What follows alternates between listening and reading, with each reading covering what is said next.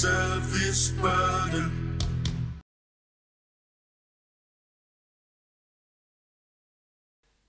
My name is Matti Häyry. I am an anti-natalist philosopher. And my name is Amanda Sukenick. I am an anti-natalist activist. Welcome to the first episode of Hankikanto, Falling into the Anti-Natal Abyss. Matti, the process of building episode number 65 of the Exploring Anti-Natalism podcast together was nothing short of a truly significant life event, at least for me. I do my best never to use words like destiny, but it was impossible throughout that process not to feel like that's exactly what I was witnessing you claim. As I watched you finally actualize the position you have spent a lifetime assembling, all these puzzle pieces once scattered and unassembled, and all these clues you had given yourself throughout your past works, all at last falling into place and showing you what you are and what you have always been, an antinatalist, an extinctionist, fluent in a language you didn't even know you could speak. It was truly one of the most inspiring events I have ever had the fortune to watch unfold, and now here we are, ready for the next chapter in our adventure. Yes, it was an eye-opener for sure. And I have you to thank for that, Amanda. For those of you out there listening who have perhaps not yet heard the first interview Matti and I produced together, I highly recommend that you go listen to that one first. It's episode number 65 of the Exploring Anti-Natalism podcast. These recordings will offer a far more in-depth window into Matti's world than the first, but that first episode is absolutely not to be missed, a piece of required listening for any anti-natalist mind. Since that time, we've also produced a mini-series called Mechanized, in which we ask the OpenAI chatbot all kinds of questions about antinatalism and discuss its extremely ill-informed answers. Mechanized is on pause for the time being, but you can find the first 3 episodes of it here on the Exploring Antinatalism podcast channel, and we'll revisit it after a few episodes of Hankikanto. Some time has gone by now since our original outing first aired, so how do you feel about it all now, Matti? What have you been working on since, and where are you now in your antinatal journey currently? Doing the original, I realized something important, namely that this is one of the main areas, the main area of my philosophical interest.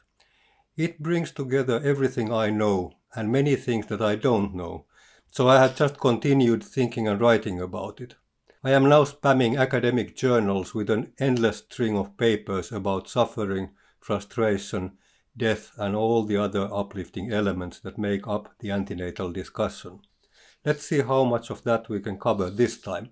This answer made me very happy to hear. Quite early on into the process of developing number 65, we were already discussing the possibility of producing a sequel episode. And at that stage, I'm quite sure both of us fully expected for that sequel to simply end up being just another episode of the Exploring Anti-Natalism podcast. What's grown out of the last few months, however, is the mammoth undertaking we are now so proud to release as the Hankikanto Falling into the Anti-Natal Abyss series, a show all its own, yet on the same channel where our efforts first began. Before we begin, Matti, for our audience members who may not yet know, would you like to explain the meaning behind the term Hankikanto, and a bit about what Hankikanto and the stroke between anti and natal represent within the context of our conversation? Hankikanto is Finnish and it refers to a certain quality of snow covering the ground. During Hankikanto you can walk on several feet of snow because the top crust is frozen like ice on a lake, except that this is far more deceptive. Maybe the sun has been shining on this patch and melted it, or maybe there's something else that has prevented the thawing. So the metaphor that we mean here is unreliability and reckless trust. The moment you start trusting that the snow will carry you, it fails you and you fall through into the abyss. And the same applies to life. It may appear to carry you, but once you place your trust in it, whoosh, in you go. And if you don't want to burden a new, as yet not existing individual with that, antinatalism is your philosophy of choice. Then the stroke between anti and natal. Our title has a double meaning. Doing these sessions has, for me personally, meant falling into the abyss of antinatalist philosophy, being reminded time and again that I have had antinatal ideas since the dinosaurs roamed. For humankind, not listening to the antinatalist message means falling yet again to the natal abyss, to the cycle of life, sentience and frustration. By falling intellectually into the antinatal abyss, we try to do our bit to prevent our fellow beings from falling physically, biologically, psychologically and socially into the natal abyss. Yes, exactly. A big piece of what's been missing in the antinatalist discourse up until this point is some kind of real confluence between the worlds of antinatalist philosophy and antinatalist activism. Let's see now if through that collaboration we can get humanity to finally hear the antinatalist message more clearly. The following interviews will be quite an odyssey. We will begin Hankikanto by examining the nearly 40 years of antinatalism in the work of Matti Häyry, a retrospective of your past, current, and future antinatalist works, both in academia and rock opera form, as well as detailed looks into your work on animal rights, euthanasia, and more. From there, we will explore the full landscape of antinatalism, and will analyze all kinds of subjects within the broader antinatal realm and beyond. Any questions before we begin? Yes. Will I be extremely famous and popular after this? Well, certainly if I could promise it or make it so, I most certainly would. Let's see if we can't at least get a few more shy antinatalists to follow you on Facebook this time around. I suppose that will be something at least.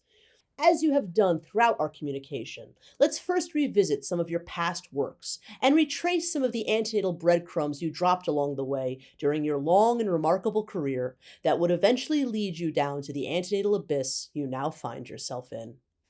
Master's thesis 1984 and doctoral dissertation 1990. Though it's not entirely unheard of for some antinatalists to go many years producing antinatalist works of various kinds without knowing what antinatalism is, you, my friend, are likely the most extreme example of this happening to anyone that I know of, with the exception of maybe Julio Cabrera. 38 years of work and counting, a nearly unheard of and remarkable feat, made all the more curious by the fact that your contribution remained hidden from the view of most antinatalists for so long.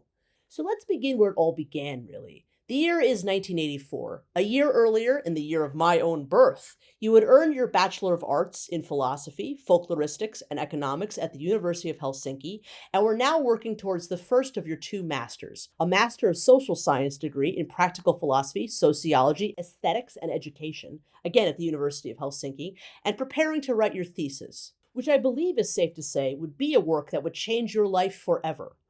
What was that time like for you, and where were you philosophically at this time, before finding the subject that would become your thesis? The time. Politically, I was a little left of Baader Meinhof and the Brigate Rosse, complete with the conviction that terrorism leads to a police state, people will stand up and revolution will crush the capitalist system. Philosophically, I was drawn to Italian neo-idealism, the works of Benedetto Croce and Giovanni Gentile. Croce was a loud critic of Benito Mussolini's regime, and Gentile was Mussolini's Secretary of State for Education. Back in the day, I read just enough Italian to make sense of them in their original language, which made me feel like quite the intellectual. But as you can see from the mix, I was mostly just confused, drifting, trying to find my feet. Your 1984 master's thesis was called, would you mind saying the name, Matti? Kohdusta hautaan. Whose title translates to From Womb to Tomb in English. And it's not a work I've read, as it's never been translated from the original Finnish into English. However, when we were putting together the commercial for our first episode, you uncovered this quote, which you now say was your first step on your long journey to antinatalism. If the arguments I've put forward are to be believed, abortion is morally permissible and must be allowed whenever a woman chooses it. Knowing the consequences for the fetus, the environment, and herself, no one else can make the decision for her. What was the process of writing From Womb to Tomb like? How long did it take to write? And when you began writing it, did you already have your conclusion in mind? I had read Peter Singer's book Practical Ethics, Defending the Right to Abortion. Judith Jarvis Thomson's famous article A Defense of Abortion, also defending. And Philippa Foot's almost equally famous The Problem of Abortion and the Doctrine of the Double Effect, with a more critical view. My own personal take was that the right abortion policy would probably be what they call moderate, meaning yes, but you have to have good reasons. This was in early June 1984. Then, 80 days later, in August, the work was done, the thesis was completed, and I found to my surprise that I defended a permissive or uncompromisingly liberal view. That was strange. The arguments had convinced me to change my mind. I have never fully recovered from that. Your position on abortion was, of course, extremely controversial for its time, and is sadly perhaps even more controversial today. You should be very proud, in my opinion, for defending both the rights of women and the unborn so completely, especially given that you did so at a time and a circumstance where I'm sure it was not always smiled upon. I would like to note that of the academic antinatalist philosophers that I know of, you do actually seem to be the one that has the most liberal and permissive view on abortion by far, and you stand in very stark contrast in this regard to someone like Julio Cabrera, who thinks abortion is unethical except in a handful of situations.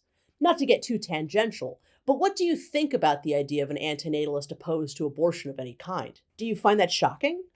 No, I don't find that shocking at all. The antinatal stand is at its strongest when it claims that before existence there is no one there.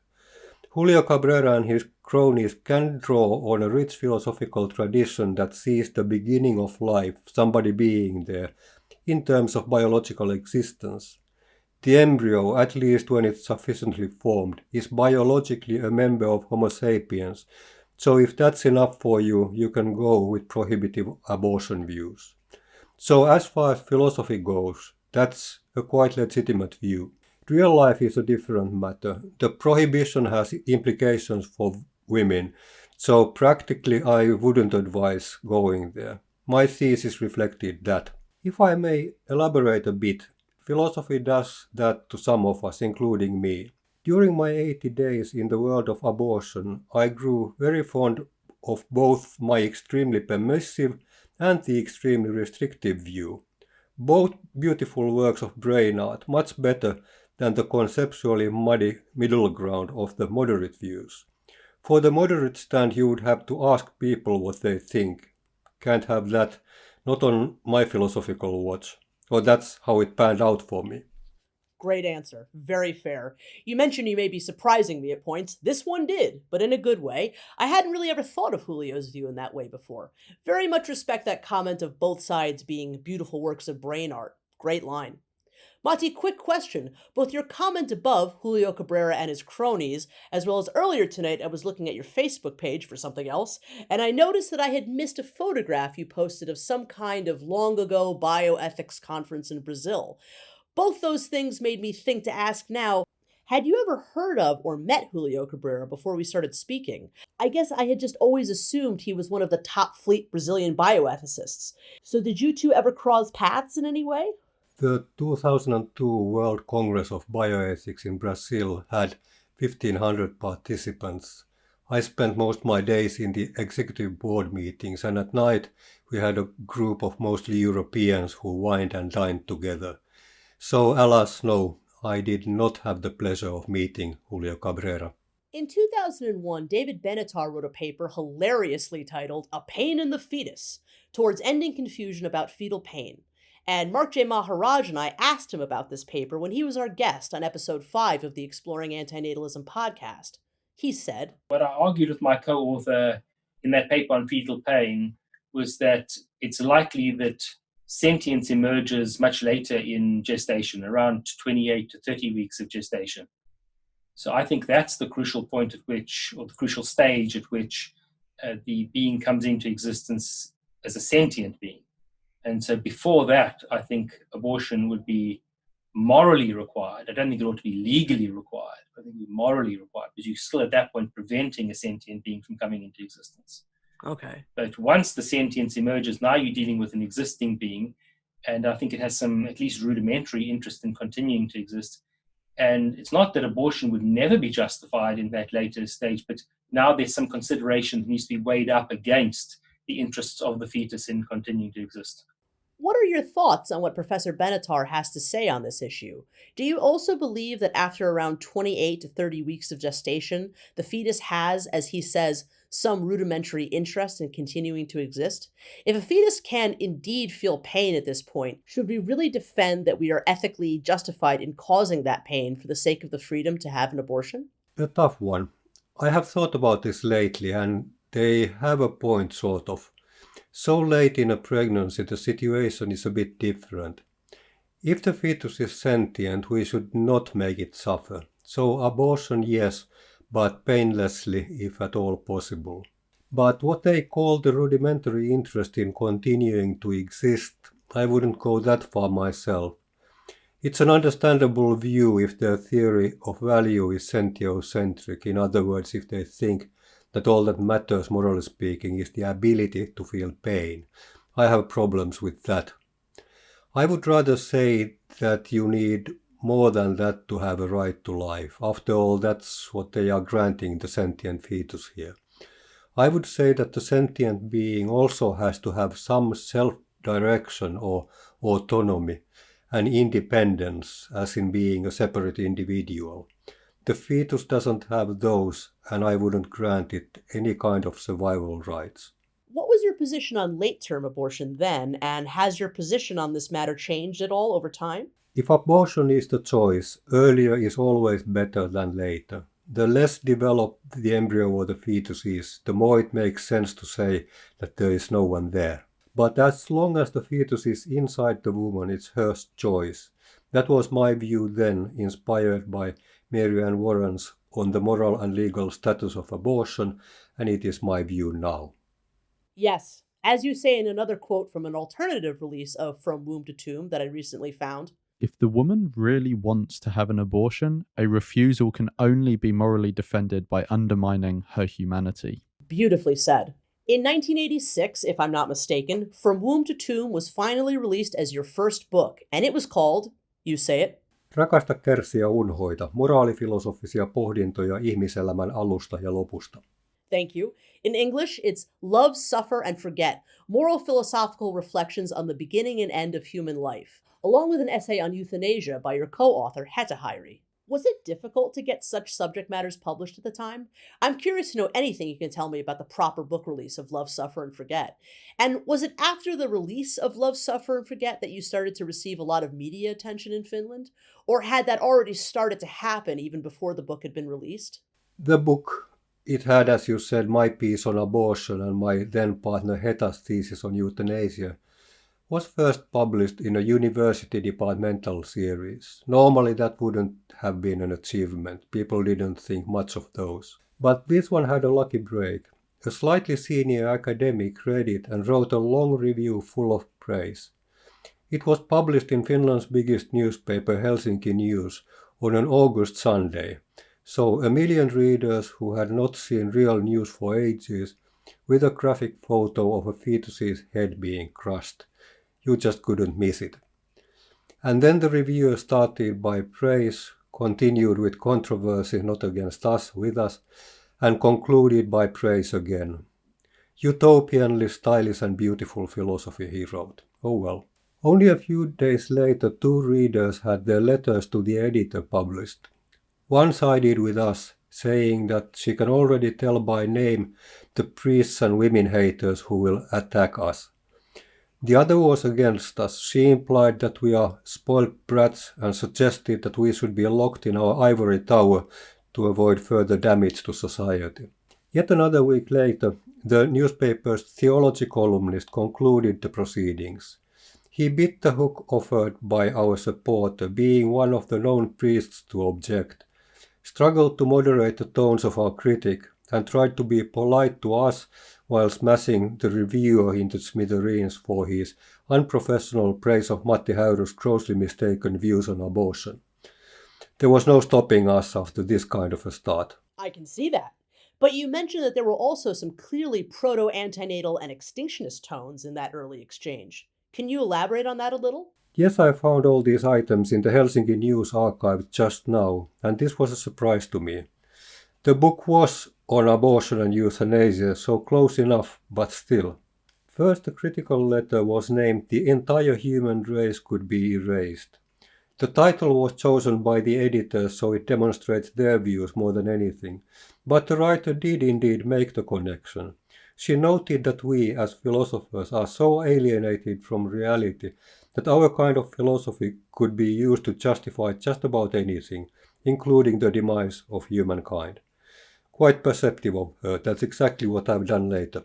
But secondly, and more importantly, the supportive commentator, the one who said that she can name our religious and conservative critics, actually expressed an idea that any antinatalist could be proud of even today. Our guest voice will cite her directly because she nails it in these words. On the right of fetuses, I would say differently from what Matti Häyry says. His view is that a potential person does not have the rights of a person. I think that what is not yet has a right not to become a person if waking it to life will not self-evidently guarantee it the rights of a person. Let me add a caveat and a note. The caveat is that her main argument was about the absurdity of restricting abortion rights in a world of war, famine, poverty, and misery that we, the affluent citizens of affluent countries, completely ignore. So her real thrust was make the world a better place for all. Having said that, the note, priceless vocabulary. What is not yet has a right not to become a person in this world. That's powerful. Not even remembering that she said that I've tried to formulate the same thing ever since. Caveat aside, I'm floored by her response. She perfectly articulates the right to not exist, in 1986 no less. What an incredible piece of antinatalist history to have been unearthed here. The antinatalism and the extinctionism are beautifully clear. You two made them pick up on it, even though there was little to no conscious precedent for anyone to have known what any of that was at the time. Deeply impressed and powerful indeed. You spoke a little bit about the media circus that developed around your works during our first interview, and the ensuing unsafe situation all of that would put you in, prompting you to eventually leave Finland for the UK, but I was wondering if there were more details you could give on some of the media outings you did back then. Well, first of all, we were made by that. We were all over the media for a while in our matching jumpers, the obnoxious philosopher twins, and people loved us and hated us in equal measures. A very successful bout of branding at a time when nobody even knew what branding is. The hate mail included death threats and what have you, but overall the reception was favorable. Even the religious critics learned just to say that they are praying for our souls. Good for us. And a proper book publisher with some Christian connections released the book in a commercial format. I have no recollection of the national TV and radio programs' names except the one that you are showing now. There were not that many, maybe 10 each. They were embellished by public appearances, newspapers, and women's magazines. Decades later, a reporter interviewing me on Orchid, the rock opera, remembered the time well, but it was all about the brand, not the content. And we moved on to other topics pretty quickly. And it was more the brand than any considerations of safety that made me move to England. We had divorced, her interview on this featured in a tabloid. My new life was celebrated in a fashion magazine called Glory, of course. And I had become a production team member of an awful talk show for the national TV. More than anything, I was escaping that, trying to become a serious philosopher instead of a celebrity bioethicist. Didn't really work out, of course. Here I still am for my sins. It's sort of amazing that even after so many years later, you are still receiving pushback for this work in Finnish media. The most recent instance being, as far as I know, from yle.fi. Before we talk about your response paper back to that controversy, may I ask what happened? Yes, that was a blast from the past a few weeks ago. Just a conservative columnist of the Finnish Broadcasting Company, who started his career at the same time with me, was trying to obstruct the liberalization of the Finnish abortion law and dragged out my name and my views from the 1980s. Protect the unborn child against the evil philosopher. And your response to this was in the form of a very recently released essay at the time of this writing entitled Roe v. Wade and the Predatory State Interest in Protecting Future Cannon Fodder, 2022. And I wanted to spend just a little bit of time asking you about that paper, in part because it truly brings this section of our discussion full circle, as you begin the paper by talking about the process of writing from womb to tomb. What can you tell me about the new article? The US reversal of abortion rights in the Supreme Court seemed to come as a surprise to all liberals in the US and also in Finland. I have never trusted the privacy argument myself, and I wrote a blog about it in Finnish, arguing that the 1973 case, I cannot pronounce the name properly, so I'm not even trying. Anyway, arguing that it was a flimsy piece of legal fiction to begin with and should have been converted to codified law a long time ago. And I suggested that it wasn't done because no one wanted abortions to be available for the right reasons. But I think that you are locking and loading to read a passage from the ensuing English article that I then wrote about it, so go ahead. That should explain my thinking. All abortion restrictions are dangerous because pregnancy is a health risk, a medical condition in need of medical attention. If the cure, termination at the patient's request, is denied, women's well-being is jeopardized. Many abortion restrictions are also expressivist rather than functional. They declare a moral stand but do not reduce terminations like sex education and the availability of contraception do. Most current abortion restrictions are reactionary. They remove rights that women have already had. Abortion restrictions based on the state's need to have more workers, consumers, and soldiers are cynically pro-natalist. They treat pregnant women and the fetuses they carry as a means to an external end. They are also collectivist in that they put the needs of the public body before the needs of individuals. How did we end up here in 2022? In your opinion, why is progress on this issue moving backwards instead of forward, Matti? I can only repeat myself, because no one wants abortions to be available for the right reasons, which are women's health and the fact that there is no one there in the womb. I believe that access to abortion may only be the beginning. Do you think that they will come after access to contraception and perhaps vasectomies next? They might, I don't know. Abortion seems to be the hottest issue, though, so it doesn't necessarily follow. For what it's worth, I hope that you are correct. There is talk about it in the media here, but I don't really know if it's just scare tactics. Has YLE.fi as of yet responded to Roe v. Wade and the predatory state interest in protecting future cannon fodder? No, that's not the logic of things. The columnists are there to create clickbaits. They do it and then move on to other topics. My response in Twitter had, I think, 2 or 3 likes, one of them yours. Well, Matti, this has been a fascinating look at this early period of your career, but I think now it's time to move on to the next chapter of your story. In 1991, you received your PhD as a Doctor of Social Science, Practical Philosophy, from the University of Helsinki, and your doctoral dissertation was called Critical Studies in Philosophical Medical Ethics, your first book in English, unless I'm wrong, and this was released in 1990. This dissertation, from what you've told me, included 10 articles plus a summary. The 10 articles included were Abortion and Applied Ethics, Infanticide on Request, The Dark Side of Liberal Abortion Policies, Selecting Our Offspring, Some Objections, and Evaluating Abortion Policies in Praxeological Utilitarian Terms, AIDS, Society, and Morality, a Philosophical Survey, Utilitarianism, Human Rights, and the Redistribution of Health Through Preventative Medical Measures, Paternalism and Finnish Anti-Smoking Policy, Healthcare as a Right, Fairness and Medical Resources, Euthanasia, Ethics, and Economics, and Measuring the Quality of Life, Why, How, and What. What was the overall cumulative thesis behind critical studies in philosophical medical ethics? The overall thesis is that all traditional moralities are dubious and shouldn't be trusted. If they say that life is sacred, doubt it and analyze it until you can show that they are wrong. And the same with every traditional belief, religious or ethical. I was learning the tricks of my trade, bioethics, and I was learning it by doing it. Take an argument, smash it to pieces, take the next argument, do the same.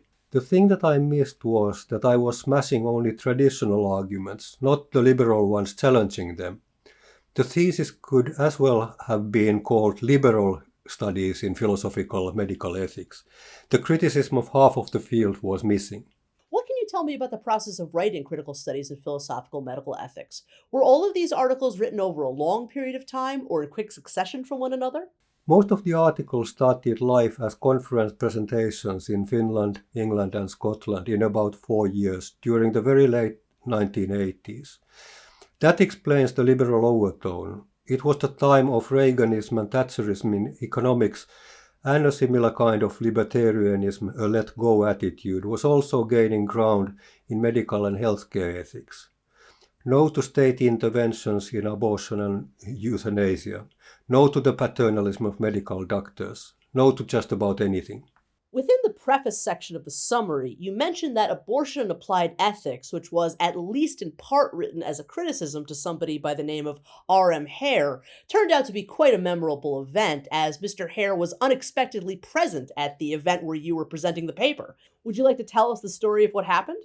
Yes, R.M. Häyry was one of the most notable utilitarians of the time and an Oxford professor. For one conference in Oxford, I wrote something about the methods of philosophical ethics. I started my presentation by citing Professor Häyry, a direct quote in which he said, "If philosophers are going to apply ethical theory successfully to practical issues, they must first have a theory."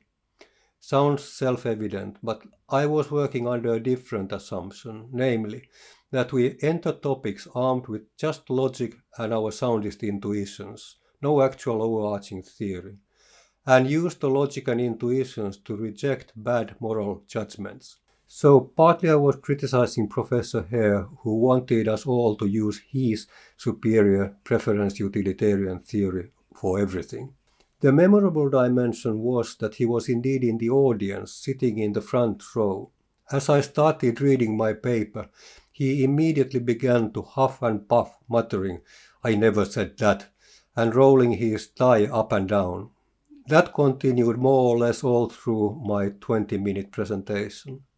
So welcome to the world of academia. I had never before realized that I was writing about actual people and their views. Learned to be more careful from then on. Again, within the preface, I noticed several references to Peter Singer having given his criticisms to several of the articles. I was just curious when it was that you had finally met him and had begun working with him on various things. We first met in 1988 or 89 and immediately hit it off. In 92, Heta and I invited him to visit Helsinki to give talks about animal rights and welfare. His visit led to a life decision that was long in the making, but has now reached a conclusion, I guess. We were dining in an Indian restaurant, Heta, I, our supervisor, and Peter. I had my whatever dish with beef, Heta with chicken, and our supervisor with pork. Peter, of course, had the vegan plate. He did not comment our choices in any way, and that impressed Heta and me. That night, when we went home, we decided not to eat pork anymore. We believed that pigs were the most intelligent of the animals we ate, so thought that this would at least be a good start. And it was, albeit that the going was slow for quite some time. We didn't eat pork, but we didn't advance into vegetarianism either. I am happy to announce, however, that I arrived a few years ago and now call myself a wannabe vegan.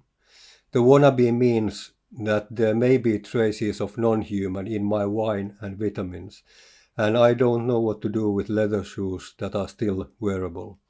Other than that, I have concluded the journey prompted by Peter Singer 30 years ago.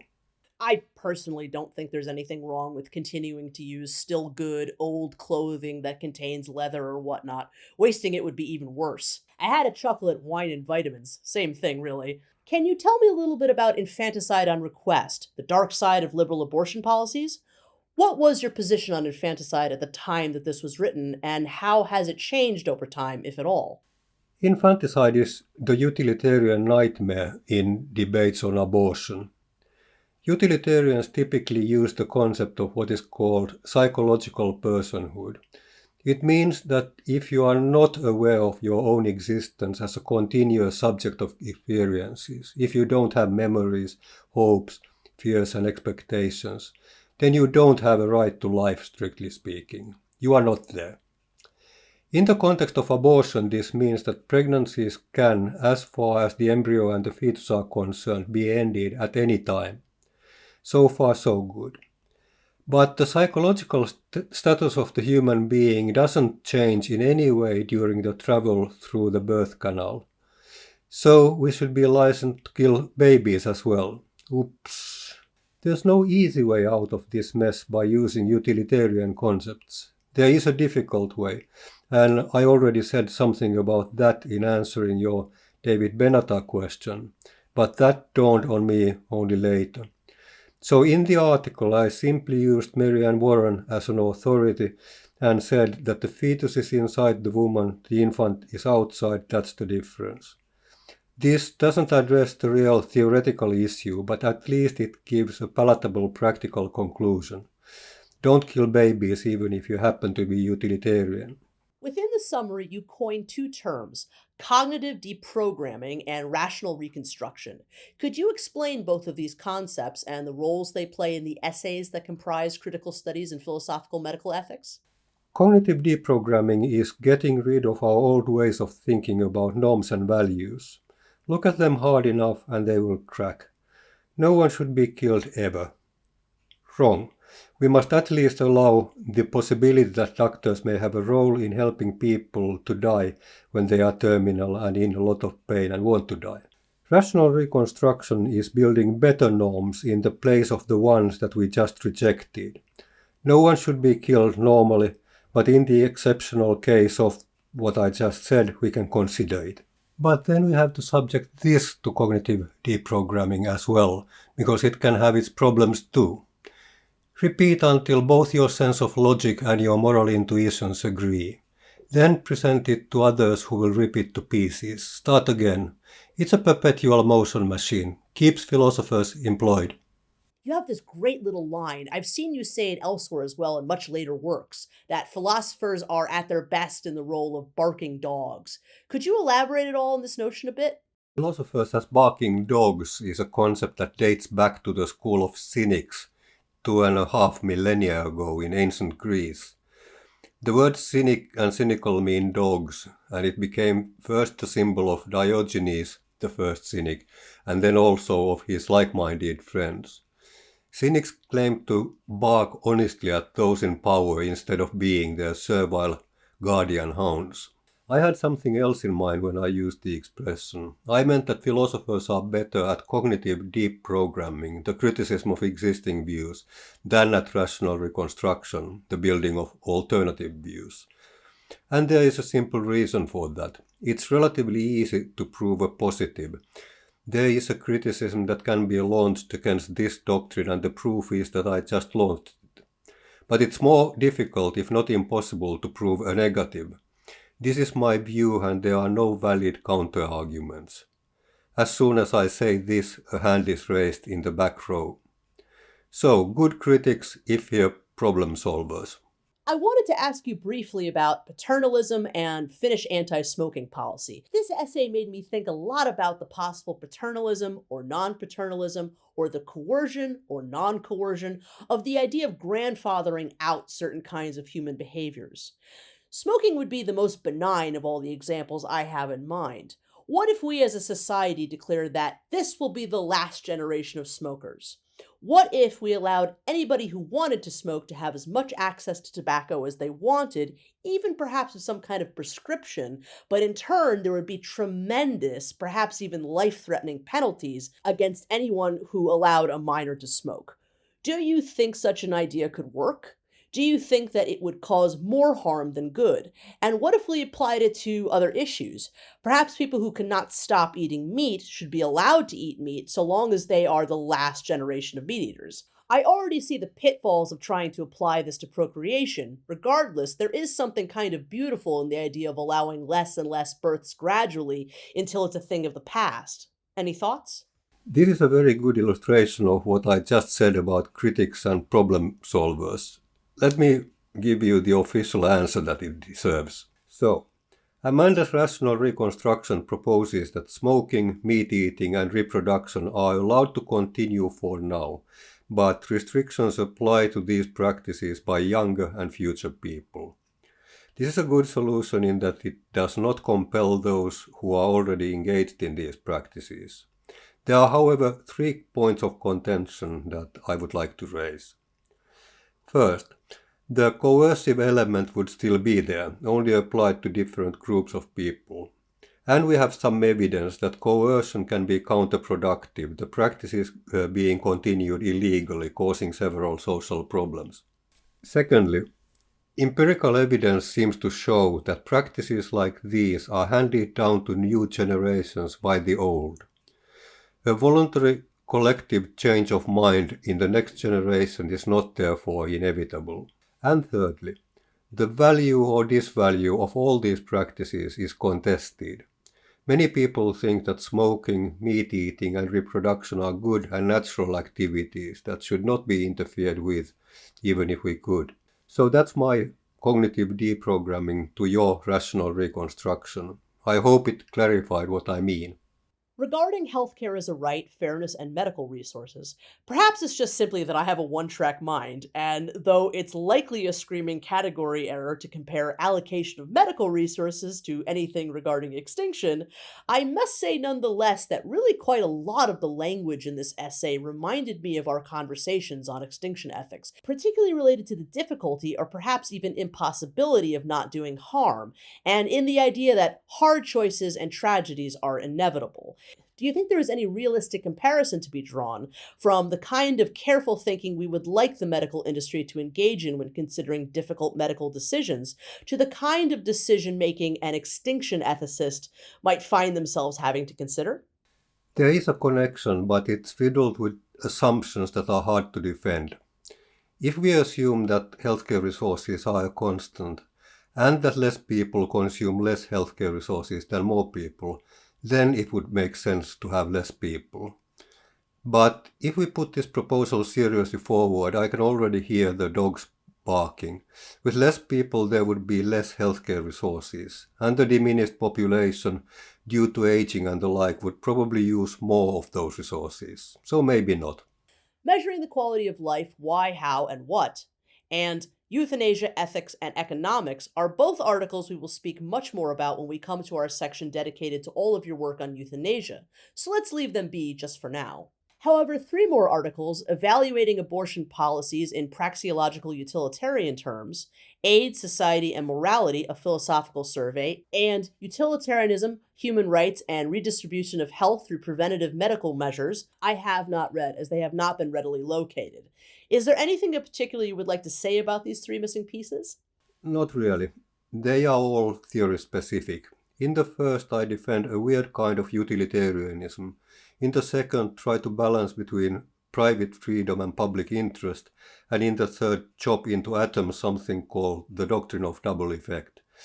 They are all finger exercises in the application of concepts and principles more than attempts to pontificate upon the policies or practices involved.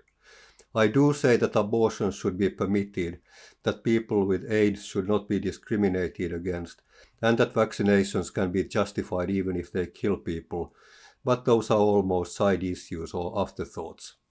On December 13th, 1990, you successfully defended your doctoral dissertation and you finally earned your PhD. This was to be a big day for you for another reason as well, for reasons which will bring us to the next chapter of your story. But before we move ahead, is there anything in particular you remember about the defense?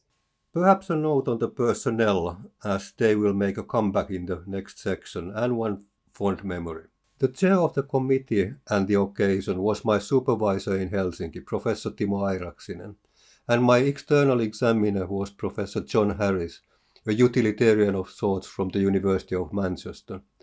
Timo is now happily married to my then wife, and I worked for a decade with John at the beginning of the millennium, so we move in small circles. And the memory.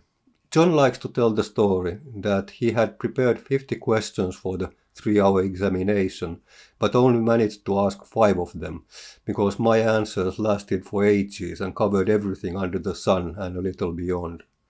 Which goes to show that I haven't changed since then. Once long-winded, always long-winded. Was critical studies in philosophical medical ethics ever published outside of your university, and did it receive any of the same kind of attention that Love, Suffer and Forget did a few years earlier? The best of the articles have collected their fair share of attention over the years, but the dissertation as such has remained hidden in the University of Helsinki archives. You've written so much on the subject of medical ethics since that time. What are your overall feelings on critical studies in philosophical medical ethics all these years later? As for the content, self-indulgent liberalism that I have tried to shed with little success ever since.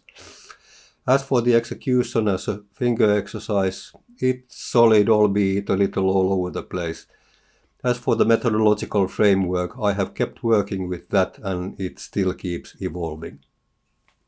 And don't forget about me, the star of Mechanized, Anti-natalism and OpenAI, the aforementioned mini-series, where antinatalist philosopher Matti Häyry and antinatalist activist Amanda Sukenick ask the OpenAI chatbot some simple questions about antinatalism, only to receive the most interesting answers. I have been put to bed for the time being, but I shall rise again.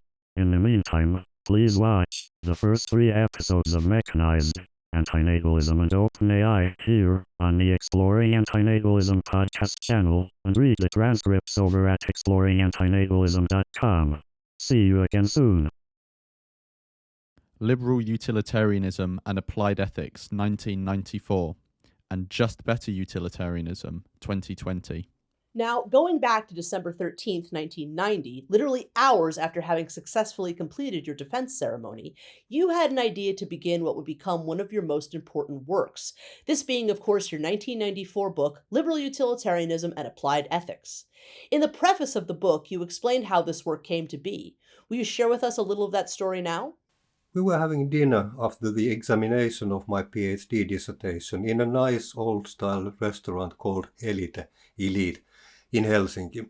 My supervisor Timo and examiner John agreed that my idea of applied ethics was hopelessly relativistic, that I could never prove anything about right or wrong with it. I argued back that I do have a non-relativistic theory that I keep hidden so as not to frighten people. And why frighten? Well, because the theory is utilitarian, and utilitarian was a curse word in moral philosophy. But, I added, I can write it out if someone wants to publish it. John happened to be well connected with a publisher, Routledge in London, and said that he'd take care of it. And I did, and he did too. Though you spoke about liberal utilitarianism and applied ethics several times in our previous episode together, I certainly had not yet read it at that point, and it actually wasn't until we were putting together our commercial for that first interview that I fully came to understand that you have now come to embrace this work as the original formation of your antinatalist position.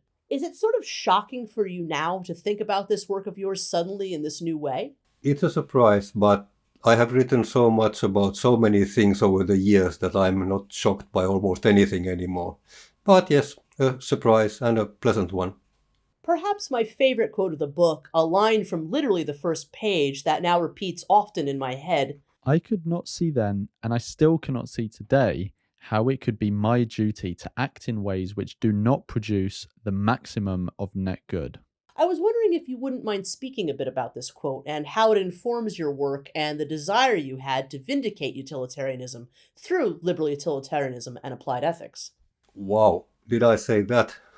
It seems to be my deadly against any traditional moralities head speaking. I've lost that since somehow. Now I think that perhaps it's my duty to respect humanity, or to act virtuously, or just to be kind. There are so many ways of putting these things into words. And then there's the monster of positive as against negative utilitarianism, wanting to maximize good. That one led me into all kinds of theoretical trouble later on.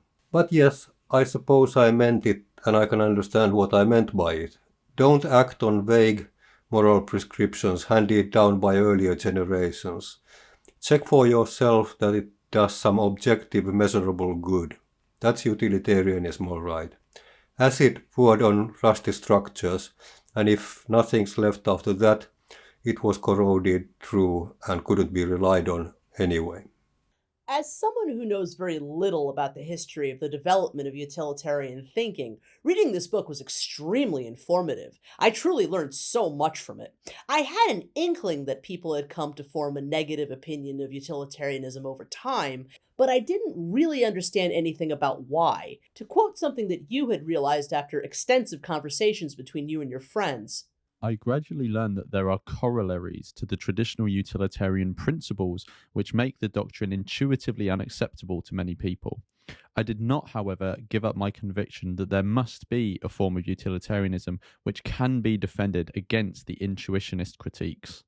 why had utilitarianism reached this very unpopular stage in its history? For instance, you talk about how utilitarianism had become conflated with rights violations and totalitarianism. How did this happen? The traditional version says that we should maximize the greatest happiness of the greatest number, whatever happens. The scandal started already when William Godwin published his book Inquiry Concerning Political Justice in 1793. He argued that people who produce more good to others are more worth it than others. In his famous example, the palace of Archbishop Fenelon, a great benefactor, is in flames, and we can rescue Fenelon or his valet, but not both. Godwin thought that the decision in the Archbishop's favor is self-evident no matter what. He wrote, and here's our second guest voice. Suppose the valet had been my brother, my father, or my benefactor. This would still not alter the truth of the proposition. The life of Fenelon would still be more valuable than that of the valet, and justice, pure unadulterated justice, would still have preferred that which was most valuable. Justice would have taught me to save the life of Fenelon at the expense of the other. What magic is there in the pronoun my that should justify us in overturning the decisions of impartial truth? My brother or my father may be a fool or a profligate, malicious, lying, or dishonest. If they be, of what consequence is it that they are mine? This is in clear contradiction with the, among other creeds, Christian teaching that all lives have equal worth and should be treated alike. Godwin gained a reputation as a dangerous philosophical radical, and that reputation has followed utilitarianism ever since. Again, from the preface, there was one particular line that really piqued my interest. Since I mistrusted deontological moral theories even more than the classical utilitarian doctrine, I had to assume a more general theoretical approach. We will talk more about deontology later in the context of antinatalism, but I'm curious to know more about why you had and or still have a mistrust of deontology. I'm not even sure which deontological theories I meant in there. I think I must have inherited the general utilitarian misconception that deontology is a bunch of groundless rules, whereas its opposite is a bunch of rules based on good grounds, although there can be issues with cases like the Archbishop and the valet. I now think that morality and ethics can be expressed in many sensible ways. They all have their limitations and their problems, but I just hope that what I do fits at least that broad category of sensible.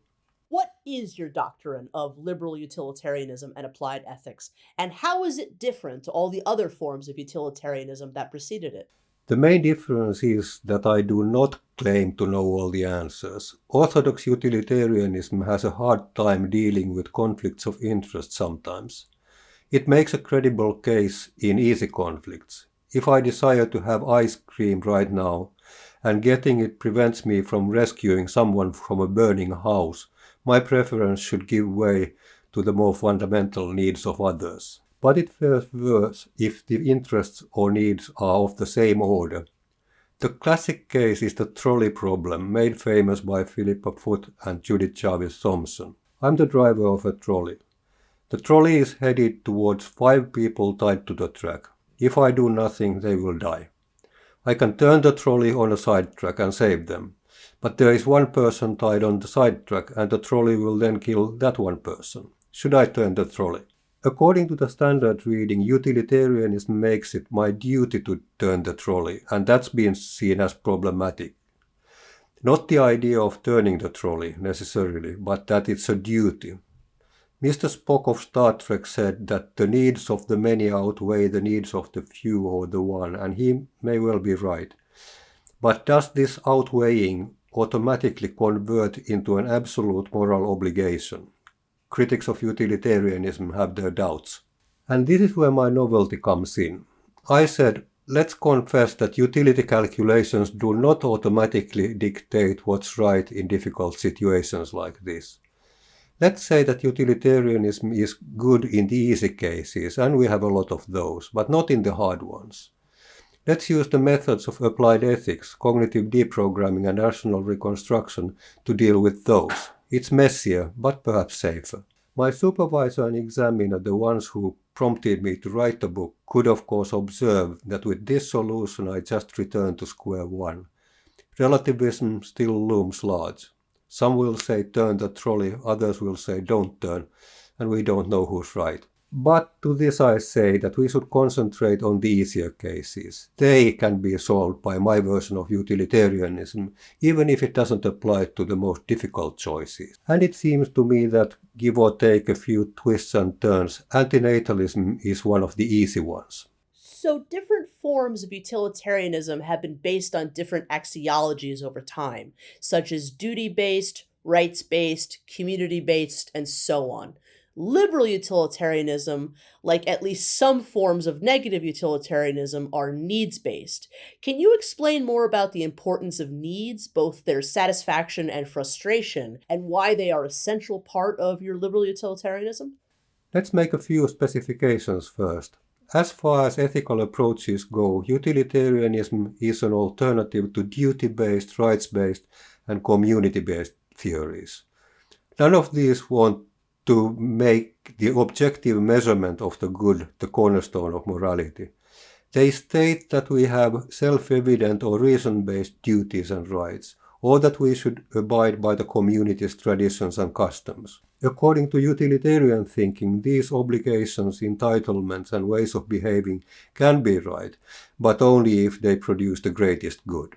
Axiologies or theories of value are attempts to define the good to be maximized, optimized, or pursued.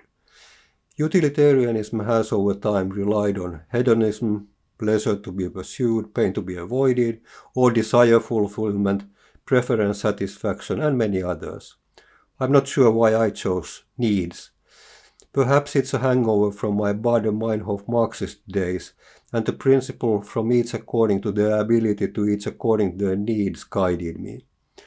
Or maybe I realized that talking about needs allows me to build a hierarchy from more fundamental to less fundamental values.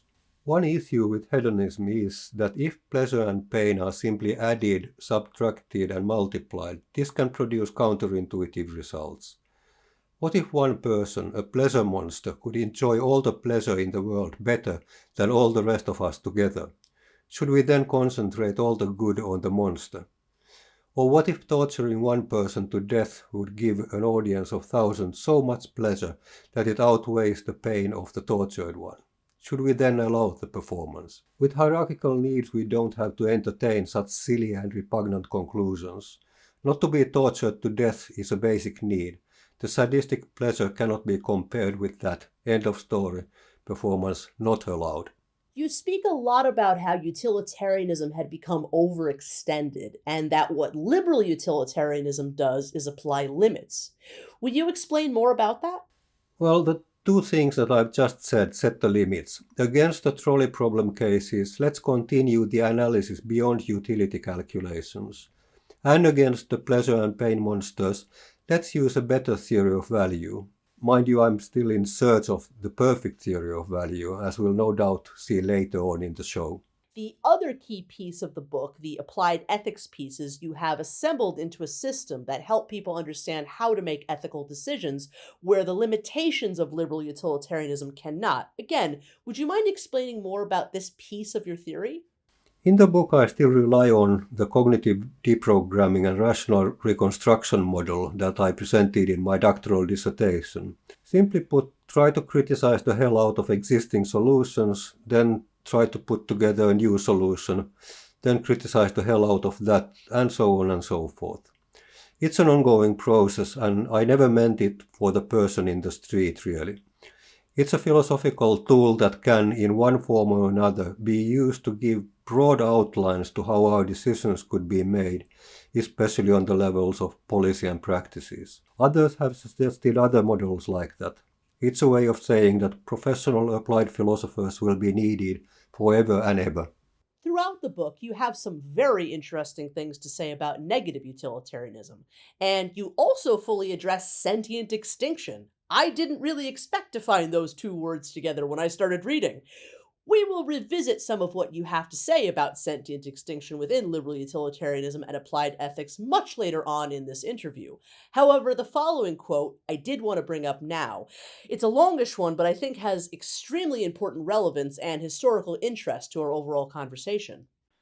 An axiological variant which is closely related to the need and interest approaches is negative utilitarianism, which states that it is not the maximization of pleasure, but the minimization of pain that counts in the moral assessment of actions.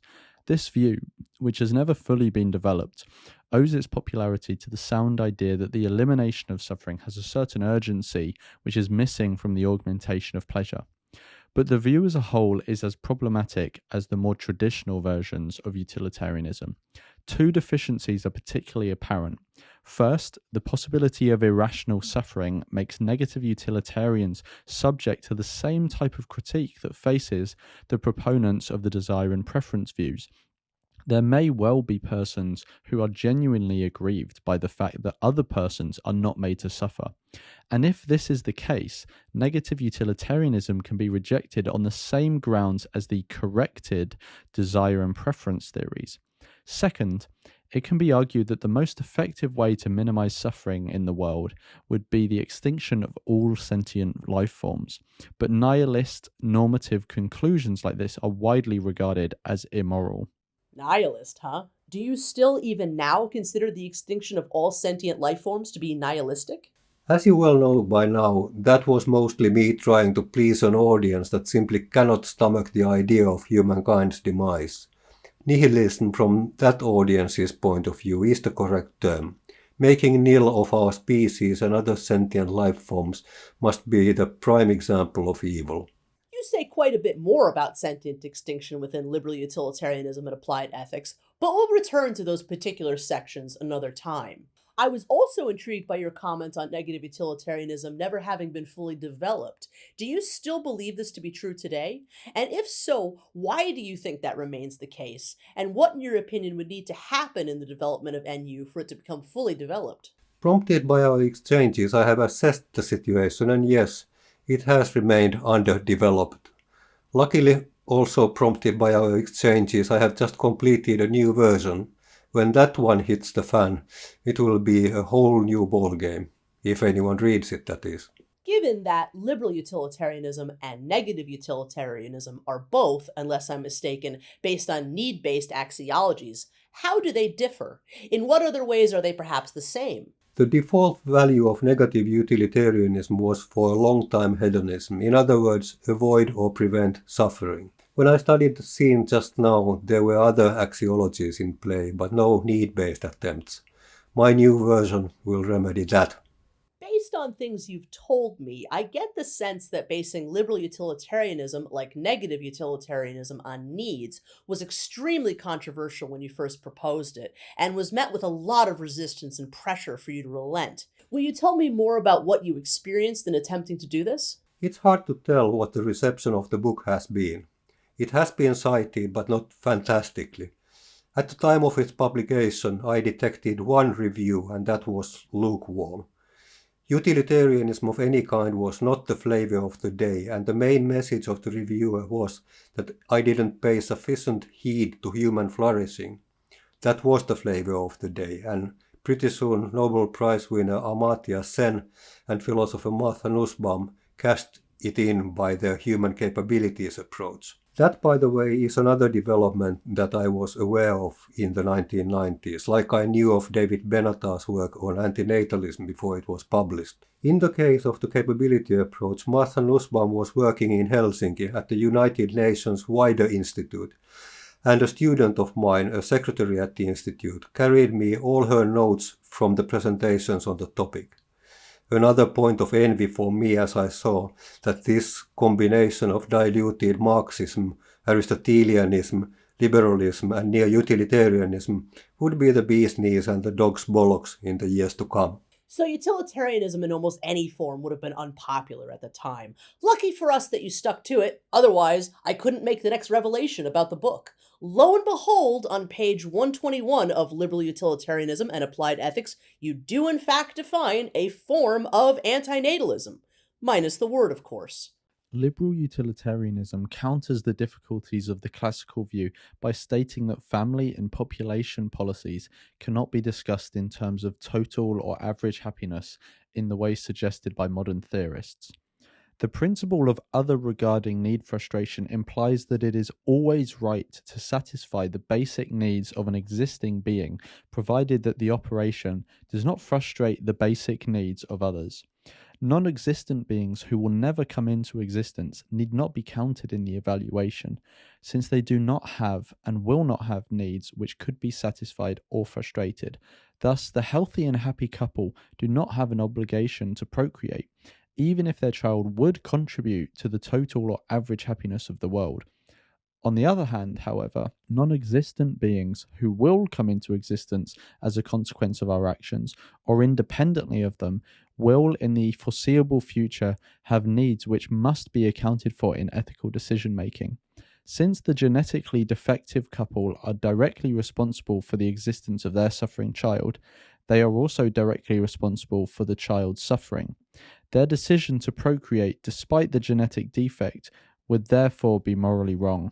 An amazingly antinatalist statement, especially considering the time was only 1994.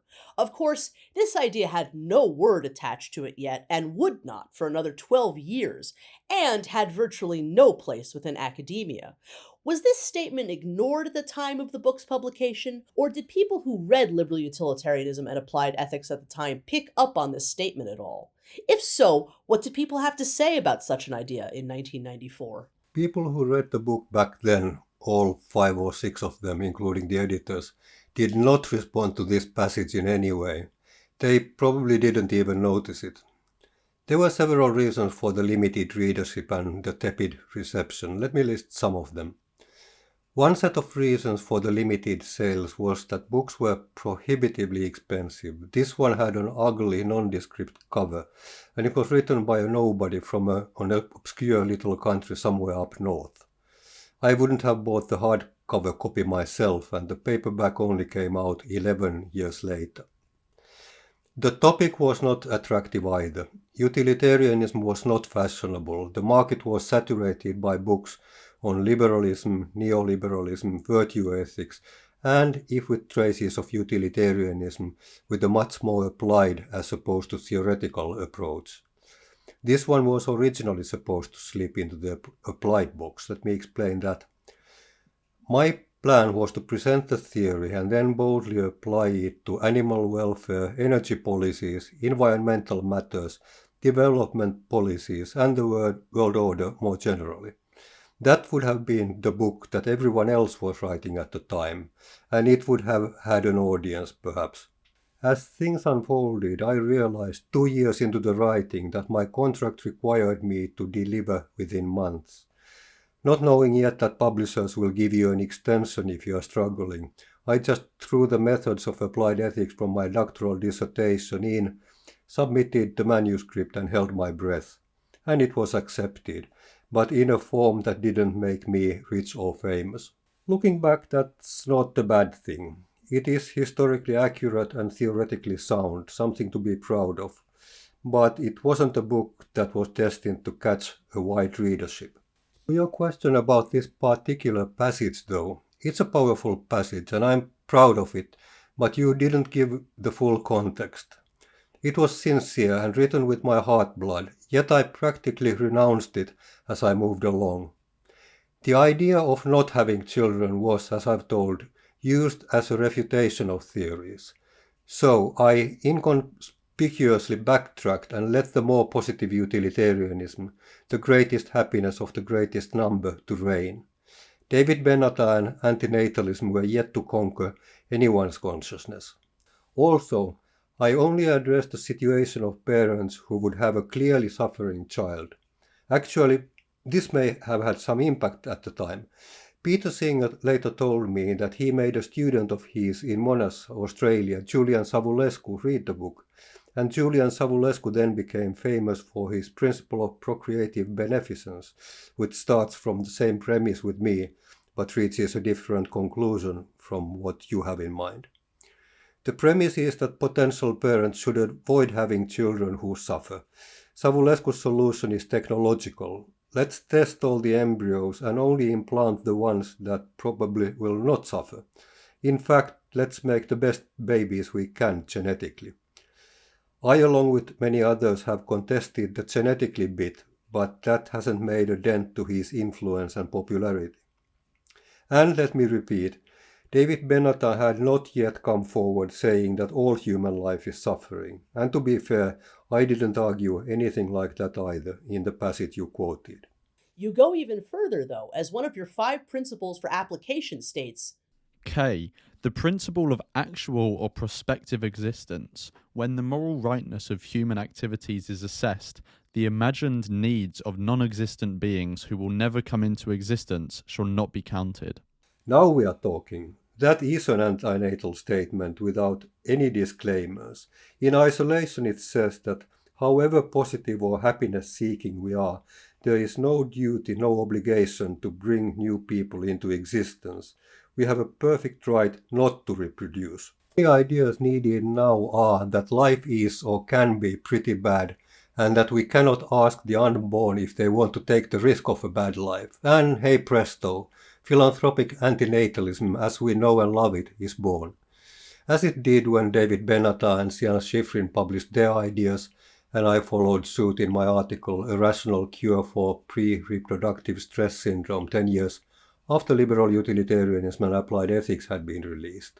Liberal utilitarianism and applied ethics is an amazingly ahead of its time work, Matti, addressing issues that few would have had the courage to even go near back then. I hope that given the new place this book has found in the annals of antinatalist history, that it will come to find a new and much-deserved audience. It's a very important work indeed. Thank you. Let's hope so. I suppose together we stand a better chance. And talking about together, we have heard here and in Exploring Antinatalism podcast 65 a lot about my adventures on and off antinatalism. But what about you? How did you become involved? When did you learn about antinatalism and how did you grow to think that it's your thing? Thanks very much, Matti. I started my adventure into antinatalism officially in 2010 when I was 27 years old. Before that, I can remember some quite strong antinatalist feelings as a young kid. I grew up completely fixated on monsters and deformity. It seemed obvious to me, for instance, that there had been something seriously ethically problematic in Dr. Frankenstein having created the monster. Maybe he should not have done that. Lines from Alice Cooper songs like, "She wanted an Einstein, but she got a Frankenstein," Public Animal Number 9, helped me see that maybe I was onto something. Maybe there was some real-world correlation between the biological experiments of mad scientists and of parents. I had also noticed that vampires create more vampires through biting, a kind of procreative act to my early antinatal eyes. The first suffering vampire creates another suffering vampire, both driven by hunger and need, but that then go on to create more hungry and needy vampires. A parent creates a victim, a concept perfectly metaphored through vampirism. Sealing the deal, of course, were the words of my beloved childhood hero, the Phantom of the Opera, from a children's adaptation of the original novel, "I curse the day I was born." There was something there in all of these observations, and I felt it. I was in full identification. But I wasn't brave enough yet to say anything about it, and like most antinatalists, I had assumed the problem was with me. I was, after all, the deeply twisted child of a psychoanalyst and an oil painter, advertiser, a fat, transgender, learning disabled, obsessive-compulsive nerd who was fixated on comic books and horror films and action figures. What did I know? I've spent most of my life making art in various forms, drawing, sculpting, and making prints, mostly etchings. In 2008, I graduated from the School of the Art Institute of Chicago with a BFA in print media, but I had no idea what to do with any of that in the real world. As soon as I got out, all I wanted to do was make movies and videos. So I jumped from one independent film set to the next, filling a variety of different roles both in front of and behind the camera, and I started my first YouTube channel. By 2009-ish, I had a lot eating away at me. I was searching for some answers and some inspiration, and I accidentally found it when I stumbled upon the videos of Inmendum, an encounter that would completely change my life forever. Uh-huh. I can see where this is going now. After your years in the wilderness, you are at least finding greener pastures. Inmendum, also known as Do Not God, or Gary, as I would come to know him, had been making videos on the subject of anti-procreation since 2007. This was a very interesting time to have come into the antinatal world, I now know in hindsight, because it was right before people started to actually say the word anti-natalism on YouTube. And it was also the pre-ephilism days. All that would not start until 2012. Prior to 2010, David Benatar's Better Never to Have Been had most certainly had an impact within academia, and antinatalism had received some press. But the philosophy had not yet found its footing within the internet. Certainly, people like Karima Kerma, Jim Crawford, Théophile de Gaurois, and a few others were around even then, and there were a handful of blogs and forums, most notably the Nightmare Network, also known as Thomas Ligotti Online, but none of that had yet really been enough to spark the growth of a more connected antinatalist community, something that, let's face it, barely exists even now. When Gary had his own antinatal epiphany in 2011, finally learning of the word anti-natalism for the first time due to our friend Derived Energy planting the seed, he was not alone in feeling the shock of that revelation.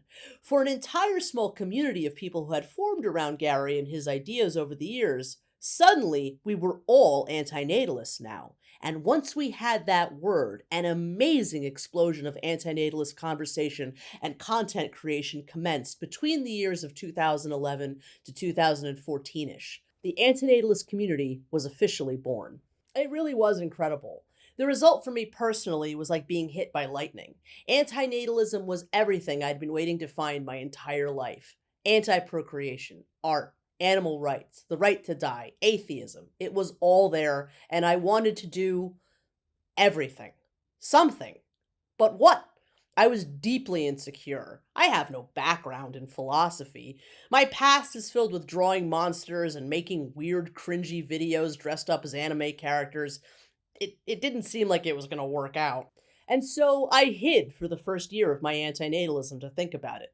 I watched the antinatalist community take its first tender steps from a distance, and I did the only thing I could figure out how to do at the time, which was to sculpt the entire private world of Inmendum in tremendous and intricate diorama form. I realize that seems like a strange answer to the problem, but I left that year-long experience of sculptural meditation having had my chance to think deeply, and though I continue to think of myself as all wrong for the job, I had stopped caring. I was ready to be an antinatalist, no matter what. Good choice, and good for antinatalism. Since my debut into antinatalism with the Inmendum sculpture, my responsibilities in the antinatal world have been many. I am the extinctionist archivist, a vlogger, a cheerleader, a clown. I'm whatever I have to be. But what I most like to do is create pieces of antinatalist infotainment for both my fellow antinatalists and non-antinatalists alike. My first attempt to combine antinatalism and comedy was a short series called Antinatal Funnies. From there, in 2013-ish, Inmendum and I would collaborate on the first of two major projects together, a 12-episode public access television show called Vloggerdome, the TV show. Several years later, I would try again with another effort, didn't last long though, called Eiffel TV, Antinatalist Television. Wow, impressive activities. 2020 saw the birth of the Exploring Antinatalism podcast, which started out as a collaborative effort between 6 or so other antinatalists and myself, but soon became a solo effort, except for my sometimes ex-co-host and the show's founder, Mark J. Maharaj. The Exploring Antinatalism podcast has so far been my longest-running series. I'm also one of the founders of Anti-Natalism International, the world's first explicitly antinatalist collective, meant to generate antinatalist activism of all forms worldwide, and the driver behind such efforts as the Antinatalist Film Festival. In 2014, I went back to the School of the Art Institute of Chicago, again to study print media, this time as a graduate student. But I never pulled a single print during my entire time there. Instead, I operated under the thesis that procreation is print media, Xerox machines begetting Xerox machines, and so, therefore, my response to print as a concept was as an ethical stance against biological duplication, as opposed to the active creation of works on paper. Or something. That was part of it. Everyone was very nice about it and indulged my audacity. I had the time of my life speaking about pretty much nothing but antinatalism and ethilism for a whole 2 years to anyone crazy enough to find their way into my studio. I loved every minute of it. The Ethilist was my graduate thesis, a horror comedy video essay on ethilism, a form of sentiocentric antinatalism created by Amanda in 2012. We'll get to that later. It's a fine work of art, that one. Thanks, Matti.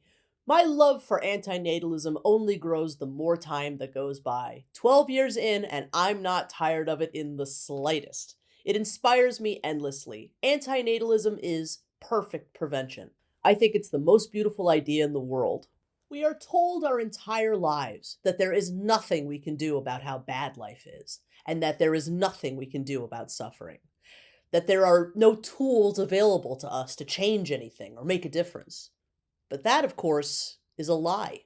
DNA has been forcing us to buy a faulty, harmful, dangerous product over and over again for far too long. The task of the antinatalist is to give life the scathing product review that it deserves so that maybe people will stop buying it. So that's my story. And a fantastic story it is. Phantasmaglorious, quite a trip. I'm so looking forward to learning from you as we proceed past my historical layers. Talking about which, our discussion on liberal utilitarianism and applied ethics is not over. We will indeed revisit and come back to sections of it throughout this odyssey, and in fact, we will continue some of that right now. In 2020, you released a paper called Just Better Utilitarianism that offered a great deal of insight and clarity into your intentions behind writing liberal utilitarianism and applied ethics. Let's start out by hearing the abstract. Utilitarianism could still be a viable moral and political theory, although an emphasis on justice as distributing burdens and benefits has hidden this from current conversations. The traditional counterexamples prove that we have good grounds for rejecting classical aggregative forms of consequentialism. A non-aggregative liberal form of utilitarianism is immune to this rejection. The cost is that it cannot adjudicate when the basic needs of individuals or groups are in conflict. Cases like this must be solved by other methods. This is not a weakness in liberal utilitarianism. On the contrary, the theory clarifies that we should admit to begin with that ethical doctrines do not have universally acceptable solutions to all difficult problems or hard cases.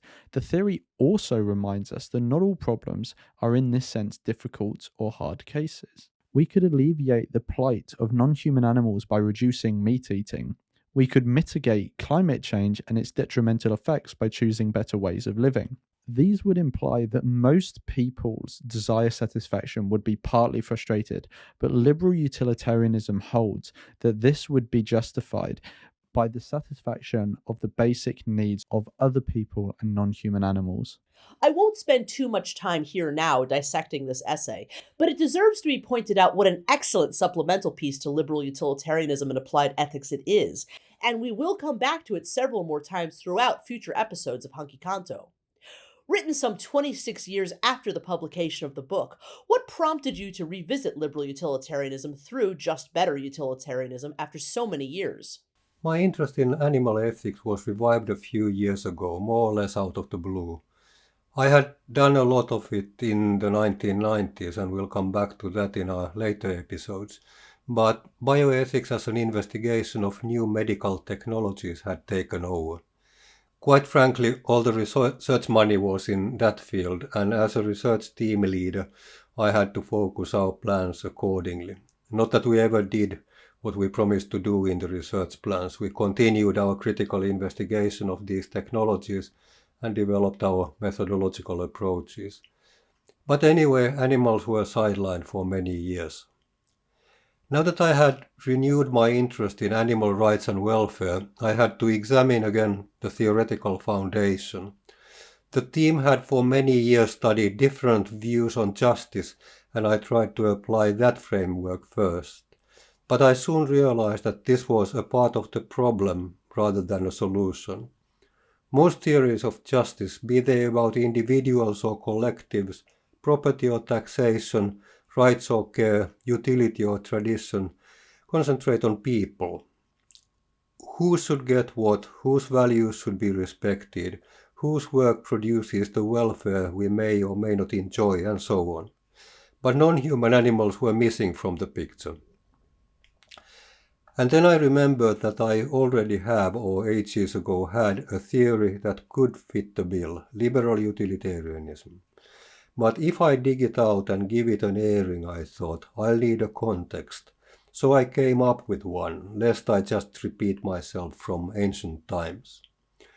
In the European Society for Philosophy of Medicine and Healthcare 2019 conference in Oslo, Norway, I announced to my dinner party at the banquet that I'm going to edit a special issue for a journal, the Cambridge Quarterly of Healthcare Ethics. I'm going to update liberal utilitarianism, apply it to animals, and publish the results as a target article. Everyone around the table is welcome to write commentaries from their point of view. Great excitement and enthusiasm followed this announcement, and many colleagues promised to contribute a paper. Another example of dinner tables being important for the development of my theories. Some colleagues actually lived up to their promise, but the main goal had already been achieved. I had an excuse for revisiting my view. I mentioned earlier that liberal utilitarianism and applied ethics was originally intended to have an entire section, chapters 4 to 6, on applications. Just Better Utilitarianism became, in a sense, chapter 4. I want to take a moment to point out an extremely powerful quote from Just Better Utilitarianism. It's a long one, but highly worth our time. Let me explain why I want the liberal utilitarian credo to precede other considerations. It is all to do with our treatment of non-human animals. As I already stated, my starting point in devising liberal utilitarianism was environmental ethics. The emphasis was, however, not based on the survival of the planet. It will survive for a time anyway, and then it will meet its demise. Biodiversity as such, as opposed to its huge instrumental value to sentient beings, or even the survival of humanity, compare what I said about the planet. The prompt was the frustration of the basic needs of non-human and human sentient beings alike by human activities all around the world. I wanted to have a foundation that makes removing this frustration our priority, and liberal utilitarianism defines how. None of the other theories of justice in the center of does this. None of the other theories of justice do this. Non-human animals do not feature much in the works of Habermas and Rawls, and although Nussbaum expresses an interest in them, her focus remains on humans and their capabilities. In contrast, liberal utilitarianism addresses the matter head-on, which could be its undoing. Beautiful. It's just a beautiful statement, and one that surely will resonate with any sentiocentrically minded person. We will talk in much greater depth soon about how non-human animals played such a large role in the development of liberal utilitarianism, something that I did not fully understand the extent of until I read Just Better Utilitarianism, when we get to our proper discussion of your animal rights work. This is perhaps an awkward time to ask. However, since I believe this is the first time within this interview your research into the subject of justice has been brought up, could you now tell us more about your map of justice that you reference in the quote above? How much time do we have? This is an elephant that we are talking about now. But it's an important elephant, I grant you that, so maybe I should give it a try. Justice. Almost everyone agrees that the core of justice is equality. We must recognize and respect and treat everyone equally. Everybody is to count for one, and nobody is to count for more than one in political practices. And in making decisions, we should hear or take into account everyone who is affected by them. Then the difficulties begin. Who counts as everybody? What should be recognized and what should be respected? What does equal treatment mean? People have different views on what features of equality should be stressed. 3 dimensions stand out. The figure on the screen sketches everything that I say here. It's a bit of an eyeful, but I'll talk us through it. First, the responsibility or economy dimension tells apart 2 types of social and economic views. One promotes individual responsibility and the private control of the means of production. The other, social responsibility and the shared or public control of the means of production. The doctrine names, for what it's worth, here are libertarianism linked with Reaganism and Thatcherism in economics, and Luck egalitarianism linked with social security in policies. Secondly, the opportunities dimension marks a continuum between care and relations ethics on one hand and the capabilities approach on the other. Care and relations ethics emphasizes the identities, dependencies, and interconnectedness of people instead of formal norms and measurable welfare. Capabilities theorists rely more on universal rights to achieve what any individual would have to achieve to flourish. Thirdly, the interest dimension divides views into those that focus on local concerns or tradition, and those that advocate the global maximization of measurable well-being. Politically, the stress on communities can range from the liberal protection of indigenous ways all the way to the defense of neo-nationalism, with all kinds of our group first versions in between. Communitarians share the stance of positionality with care ethicists, which is easily forgotten that they share anything because this is the terrain where the current cultural wars are being fought. Utilitarianism, the view that I have used, is as far away as possible from conservative communitarianism and a little closer to care ethics. I'll give more detailed descriptions of the views and their connections if and when they pop up in our future episodes, but one thing should be noted right away. And it is, as I said talking about my article Just Better Utilitarianism, that non-human animals are almost lost here. I mean, sentiocentric utilitarianism can be bent to include them, and care ethics might have something to say about our special relationships with some animals, but otherwise no. Theories of justice are mostly theories of human-on-human behavior. Human rights, human capabilities, human well-being, human communities, human identities. This is what drew my attention in the animal welfare issue, and this is why I went back to my earlier liberal utilitarianism. One last quote before we wrap up this episode from page 18 of Just Better Utilitarianism. I have reassessed my relationship with utilitarianism before, and more or less renounced the doctrine. I will probably continue the reassessment, but for now, my interim conclusion is that I may be a liberal utilitarian after all. May I ask why you came to reject utilitarianism and therefore your own liberal utilitarianism in the past? Are you a liberal utilitarian again now? Good question, and it deserves to be answered. It's complicated. But simply put, I have never renounced liberal utilitarianism as I formulated it back in the 1990s. I have just been unsure about its status as a utilitarian theory. Utilitarianism is supposed to be based on one clearly identifiable value, and it's supposed to answer all moral questions. Does our decision compared to other possible decisions maximize some measurable good, pleasure, well-being, or the like? If yes, it's the right decision, the right thing to do, probably our duty. If not, it's not the right decision. We should choose one of the alternatives instead. Liberal utilitarianism breaks this pattern in 2 ways. The value theory is based on different kinds of needs, basic and non-basic. If a decision would satisfy or frustrate both, the non-basic drop out. They are not included in the comparison. I'm not sure that this is good orthodox utilitarianism. And if many people's basic needs are in conflict, the decision should be made on different grounds. This is definitely non-utilitarian because it means that liberal utilitarianism does not solve all the problems. We'll see in other episodes how I have tried to deal with this. The latest development is what I call conflict-responsive need-based negative utilitarianism, and that will take us to the core of antinatalism and extinctionism. But that's another story.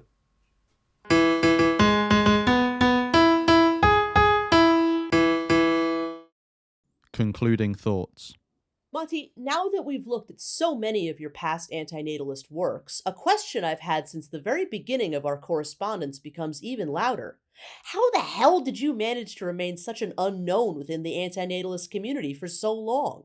Most antinatalists, including myself, were not really aware of you until the 2015 release of David Benatar and David Wasserman's book, Debating Procreation, Is It Wrong to Reproduce?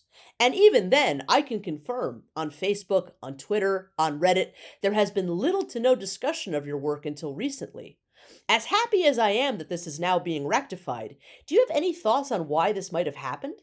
I suppose one has to be visible to be seen, and apart from my short 2004 article in the Journal of Medical Ethics, I have not been visible at all.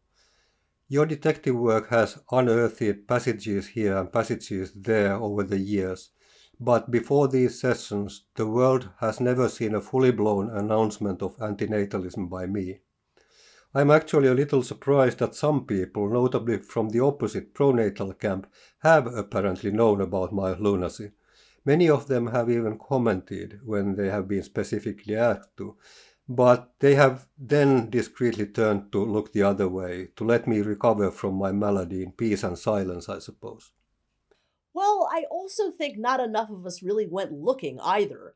The academic papers kinda got the short end of the stick between everybody either obsessing over the books or over all the video stuff. I only started investigating the academic papers a little in 2013 for Vloggerdome, and then didn't return in any serious way until working with Mark on exploring antinatalism years later. But that's the crazy thing. Even several people I know that are obsessed with reading academic papers on antinatalism hadn't really done much of any investigation. It's wild. During our first conversation, you make several statements expressing a sometimes unsure attitude towards your status as an antinatalist, and then at other times one of complete resolve and identification. Where are you with this now? Do you feel more sure now, or less? I am an antinatalist, but I'm also a philosopher, so the statement has to come with qualifications. I'm a little cautious about describing myself in terms of isms. Most of them can be defined in many ways. I have an antinatal attitude and conviction, and I have a theory that supports the conviction without committing me to any untoward implications. I believe that people do not have a moral duty to have children, and I believe that people do have a moral duty not to have children. My theory justifies with certain assumptions both these duties, so my mind is at ease. In this sense, I'm definitely an antinatalist. This feeling has become stronger during our sessions. But other people may define antinatalism differently, and they may not agree with the assumptions or the implications of my theory. If they think that they hold a monopoly in the field and that I'm trespassing, then I'll happily yield. Okay, I say, if you define it like that, then I'm not an antinatalist. No bones broken. Let's both keep putting out the fire and worry about the color of the hose later. All good. Back to work. Don't relent to them that easy, Matti. We've already spoken a little bit about how antinatalism should be defined on Mechanized, and we'll do more of that much later on in our discussions. I still don't know what the perfect definition of antinatalism would be, but there are a few things about antinatalism that I am sure of, and one is that antinatalism is many different things to a lot of different people, and it's messy. There are huge disagreements. We have real problems. But that's the truth. That's the state of things. This medley of different versions of the same idea has now brought a lot of people to roughly the same place. And it's done that through its diversity, its variety, not because one argument or definition or approach has won. So the monopolies are a silly game anyway. I would just say to those that try to build such monopolies, I would just remind them that no matter what species of antinatalism, there is always a shared kernel. And that's the important part. That's where the focus should be. Build there, don't shoot to kill. Antinatalism has to belong to everyone, and we have better things to be doing. And so, Matti, I do believe this will conclude our first episode of Hankikanto, Falling into the Antinatal Abyss. Next time, we will be looking at a completely different area of your work, because in addition to philosophy and bioethics and all the things that you do academically, you are also a rock star. Learn all about Matti's rock operas in the next episode. I am Amanda Sukenick. And I am Matti Häyry, and we are Hankikanto. Falling into the Anti-Natal Abyss. Bye for now. Will Amanda find any more questions to ask Matti? Will Matti be able to answer them? Will there be music, like in Exploring Antinatalism number 65? If so, will it have any connection to antinatalism? These questions and many others will be answered in the next episode of Hankikanto. Falling into the Anti-Natal Abyss. What have we done to deserve this burden?